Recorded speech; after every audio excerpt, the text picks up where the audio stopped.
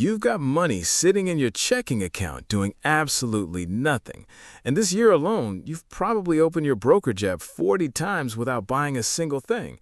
It's the exact same loop every time, right? The market is at an all-time high, which feels like the worst possible moment to buy. So you close the app. 3 weeks later, it's at a new all-time high, which somehow feels even worse. But here is the part that should actually bother you. Right now, that boring, federally insured, nothing can go wrong cash sitting in your high-yield savings account is paying you more in interest than some of the world's top economists expect the entire American stock market to return per year over the next decade. The safe thing is outbidding the risky thing. Your mattress is practically outperforming your mortgage. I know so many people stuck in this exact loop. They have $10,000 ready to go. They open the app, they freeze, they buy nothing. And every month they wait, the number they're waiting for gets further and further away. Let me save you the next 2 years of agonizing over this. Today, I am going to give you the actual tickers, the exact percentages, and the exact order I would buy them in if I were starting from zero this very month. If you have money ready and your finger is frozen over the buy button, grab a notepad. Let's get into it. The market context. Before you touch a single stock ticker, you need a quick reality check on what is actually true about the market you're buying into. The S&P 500 has been on an absolute tear, and right now, depending on which metric you look at, you are either buying into the second most expensive market in recorded history or a totally normal Tuesday. If you look at Shiller P/E ratio, which compares stock prices to 10 years of smoothed-out earnings, it's sky high. In 144 years, it's only been higher during the dot-com bubble.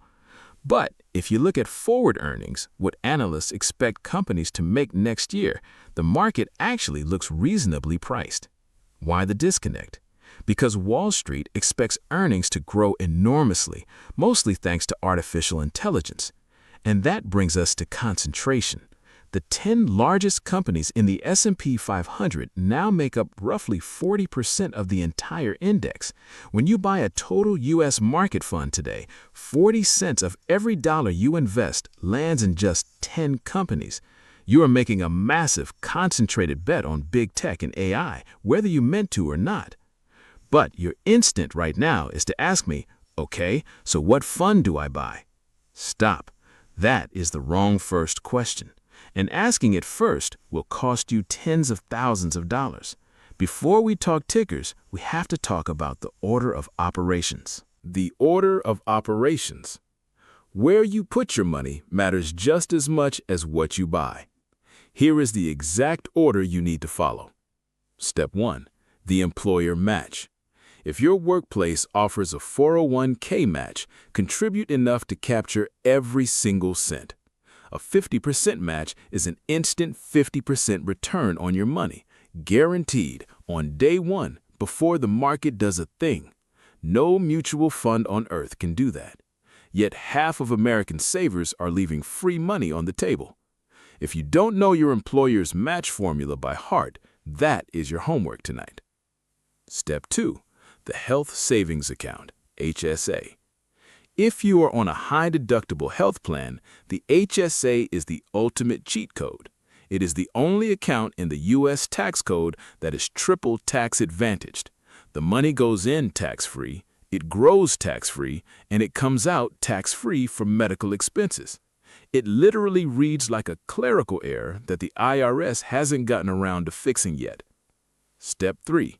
The Roth IRA. You can put up to $7,500 in here this year, depending on your income. You pay taxes on the money now, but it grows tax-free and you never pay taxes on the withdrawals in retirement. Step 4. Taxable brokerage accounts. Unlimited. No rules, no age limits, no permission slips. So before you buy a single stock, sort your money into the right buckets. Match first, then Roth. That alone will change your lifetime trajectory. The portfolio and the tickers. All right, you sorted your buckets. Now, here are the tickers. I'm about to make this deeply anticlimactic, but that's the point. Good investing is boring. If someone told me I could only make one purchase for the rest of my life, I'd buy VT, Vanguard Total World. For pennies a year, you own roughly the entire investable planet in one single ticker. It auto-rebalances, no opinions required. But if you want a little more control, here is the exact three-fund breakdown I'd build you. 60% U.S. total market. You can use VTI, Total U.S. Stock Market, or VOO, S&P 500. They cost basically nothing, about 0.03% in fees. VTI gets you 3,500 U.S. companies, VOO gets you the biggest 500. Pick one, set it to 60%. 20% international. You can use VXUS. This gets you everything outside of America, both developed and emerging markets. 20% bonds. You can use BND for the total bond market or SGOV if you just want to track safe, short-term treasury bills. That's it. That's your whole portfolio. 3 funds. For almost zero in fees, you now own around 11,000 companies across 40 different countries. You can set this up by dinner time. The great debate, international and bonds. Now, I know it's happening in the comments section right now. That 20% going overseas and 20% in bonds is the most argued about slice in finance. So let's have the argument. Why own international stocks when the U.S. has crushed them for 15 straight years? Because the future doesn't always look like the recent past. From 2000 to 2009, the S&P 500 returned exactly 0%. 10 years, nothing. Had that been your decade, you'd have done everything right and gotten paid nothing. Look at Japan in 1989, the most advanced economy on earth at the time. Their stock market crashed and didn't recover for 34 years. Your 20% international allocation isn't a prediction that America loses. It's the premium you pay so that you never need to be right. And what about bonds? For the last decade, bonds were a punchline paying you 1%. That punchline has expired. Today, safe U.S. Treasuries and bond funds are paying out 4 to 5%. You are getting paid a solid return just for waiting, without the heart attack volatility of the stock market. What about crypto and gold? Some of you are asking about the fun stuff: crypto, gold, dividends. Here is my honest position. If you want to buy Bitcoin through an ETF like IBIT or gold through GLDM, fine. But cap it at 5% of your total portfolio and size it like it could go to zero tomorrow.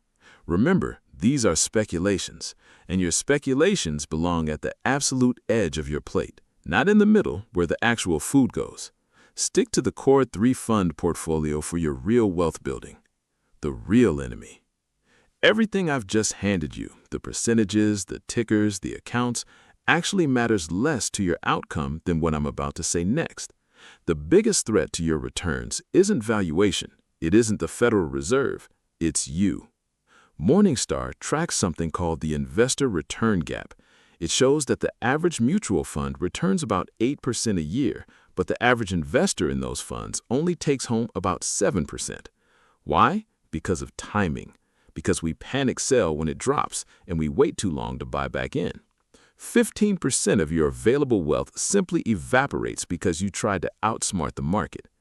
JP Morgan ran the numbers.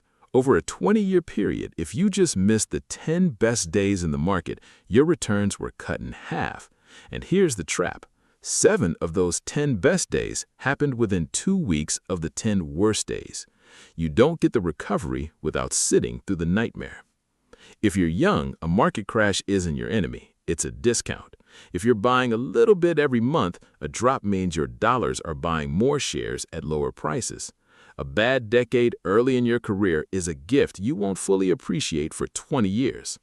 The most successful investors aren't the ones glued to their screens, trading in and out. They're the ones who buy boring index funds, automate their deposits for the day after they get paid, and then go live their lives. They throw their brokerage statements in the kitchen drawer and don't look at them for years. The market does not pay you for being clever. It pays you for being present.